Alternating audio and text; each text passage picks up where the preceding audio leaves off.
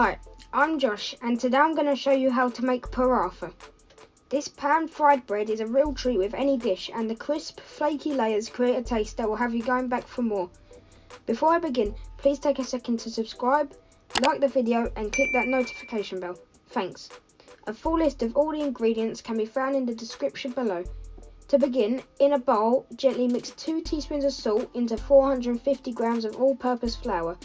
Create a well in the centre and add 1 egg, around 200 millilitres of water, and gently mix with your fingers to make a dough. You don't want it too soft or too hard, so adjust the water as required.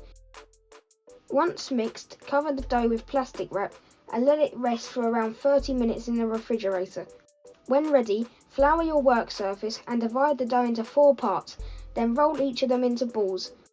One at a time, roll into 6 to 8 inch circles using as much flour as needed to stop them sticking to your rolling pin.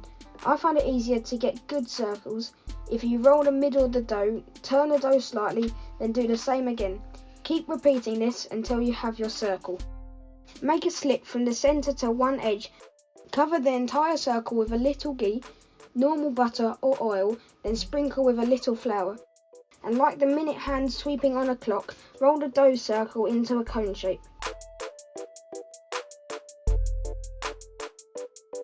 Stand it up like a traffic cone and squash it flat with the palm of your hand before repeating the process for another 3 dough balls.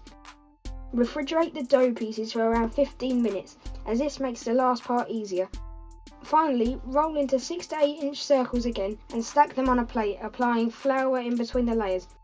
Your paratha is now ready to be fried or stored in the refrigerator until needed.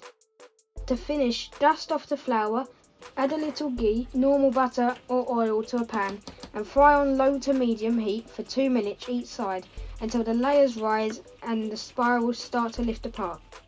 If you're going for a full-on calorie fest, then brush with more ghee or butter and enjoy with your favourite dish.